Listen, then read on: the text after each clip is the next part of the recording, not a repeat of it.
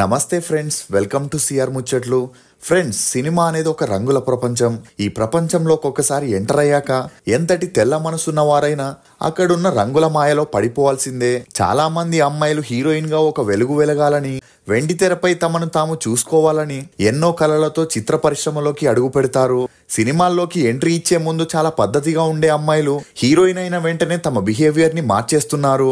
తాము ఎక్కడి నుంచి వచ్చాము, తమ సంస్కృతి సాంప్రదాయాలు కూడా మర్చిపోతారు. సరికొత్త ఊహా ప్రపంచంలోకి వెళ్లిపోయి చెడు అలవాట్లకి బానిసై కెరియర్ ని నాశనం చేసుకున్న హీరోయిన్లు చాలా మందే ఉన్నారు. అలాంటి హీరోయిన్స్ గురించే మనం ఈ వీడియోలో తెలుసుకోబోతున్నాం.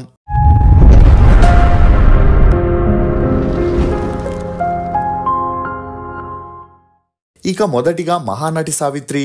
ఈమె తక్కువ సమయంలోనే మంచి నటిగా పేరు తెచ్చుకొని స్టార్డమ్ ఉన్నప్పుడే జెమినీ గణేషన్ కి మూడో భార్యగా వెళ్లి తన అభిమానులకి షాక్ ఇచ్చింది. ఇదిలా ఉంటే లేడీస్ మ్యాన్ అయిన జెమినీ గణేషన్ తనతో నటించే ప్రతి ఒక్క హీరోయిన్ తో చాలా సన్నిహిత్యంగా ఉండడంతో ఈ విషయం సావిత్రి గారికి తెలిసి హార్ట్ బ్రేక్ అయి మద్యానికి బానిసైంది.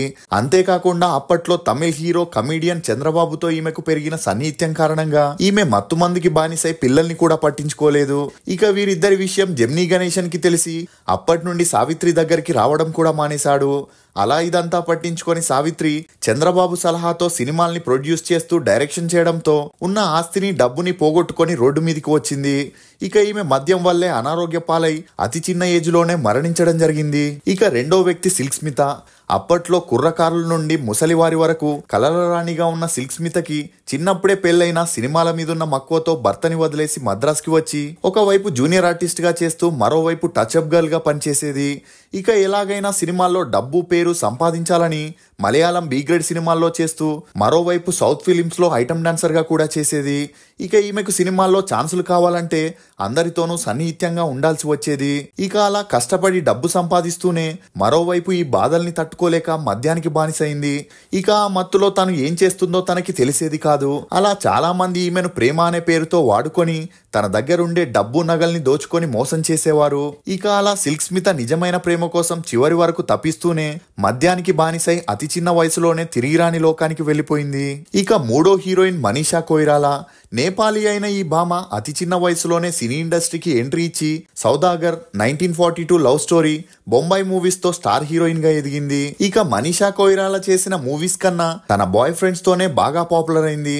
ఇక అలా ఈమె ట్రూ లవ్ కోసం వెతికే క్రమంలోనే వివేక్ ముషారాం, నానా పటేకర్, డీజే హుస్సేన్, సిసిల్ ఆంథోనీ, రషీద్ ప్రేమ్జీ, సందీప్ చౌటా, క్రిస్టోఫర్ డోరీస్ అని 15 మందికి పైగా వ్యక్తులతో డేట్ చేసిన అందరితోనూ బ్రేకప్ అవ్వడంతో ఈమె మత్తుకి మద్యానికి బానిసైంది.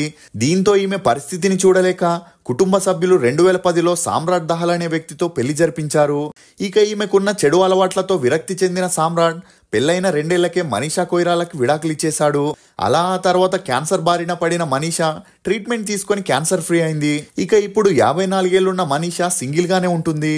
నెక్స్ట్ ఈ వరుసలో వచ్చే నటి ఊర్వశి. ఈమె 80s లో టాప్ హీరోయిన్ గా సౌత్ ఇండస్ట్రీ మొత్తం ఒక ఊపు ఊపింది. ఇక అలా కెరియర్ లో పీక్స్ లో ఉన్నప్పుడే నటుడు మనోజ్ని ప్రేమించి పెళ్లి చేసుకుంది. అలా వీరికి ఒక పాప పుట్టిన తర్వాత ఊర్వశి భర్త తన అక్కతోనే సంబంధం పెట్టుకోవడంతో కృంగిపోయిన ఊర్వశి మద్యానికి అలవాటు పడింది. దీంతో అటు బిడ్డని గాని భర్తని గాని పట్టించుకోకపోవడంతో భర్త ఈమెకు విడాకులు ఇచ్చేశాడు.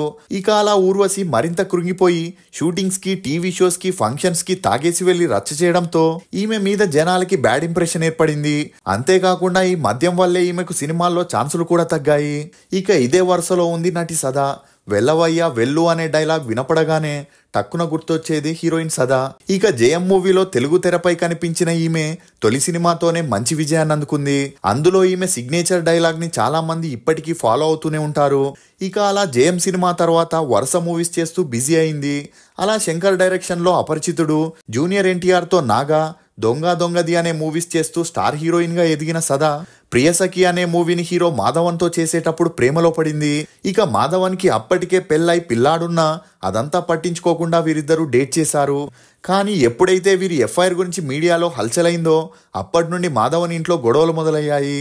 ఇక అలా సదా మాధవన్తో తన భార్యకు విడాకులు ఇవ్వమని ఫోర్స్ చేసిన మాధవన్ అందుకు ఒప్పుకోక తన భార్యని వదులుకోలేక సదాతో బ్రేకప్ చేసుకున్నాడు. అలా ఈ బ్రేకప్ తో చాలా కృంగిపోయిన సదా మద్యానికి బానిసైంది. దీంతో వచ్చిన సినిమా ఆఫర్స్ ని కూడా రిజెక్ట్ చేస్తుండేది. ఇక అలా కొన్ని రోజులు గడిచిన తర్వాత సినిమాల్లో పూర్తిగా ఛాన్సులు తగ్గడంతో ఈమెకి ఆర్థికంగా చాలా ఇబ్బందులు మొదలయ్యాయి. దీంతో ఇప్పుడు ఈమె అక్కా వదిన పాత్రల్ని చేస్తూ కొన్ని టీవీ షోస్ లో కూడా జడ్జిగా వ్యవహరిస్తుంది. ఇక 40 ఏళ్లున్న సదా మాధవన్ తో జరిగిన బ్రేకప్ తో ఇప్పటికీ ఒంటరిగానే ఉంటుంది. ఇక నెక్స్ట్ దివ్యభారతి.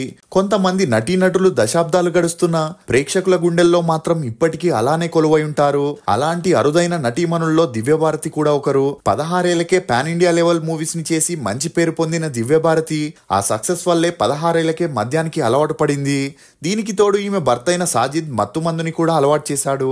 ఇక అలా ఎప్పుడు పార్టీ మత్తులోనే ఉన్న దివ్యభారతి మద్యం మత్తులో తను కొత్తగా కొన్న ఫ్లాట్ బాల్కనీకి గిల్డ్ లేదనే విషయం మర్చిపోయి ఫ్రెండ్స్ తో మాట్లాడుతూ పొరపాటున కాలు జారి కింద పడిపోయింది.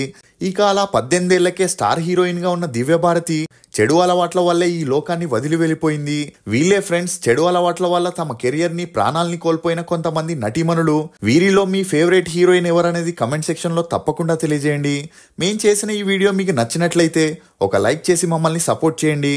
For more interesting videos please subscribe to CR Muchchatlu. Thank you.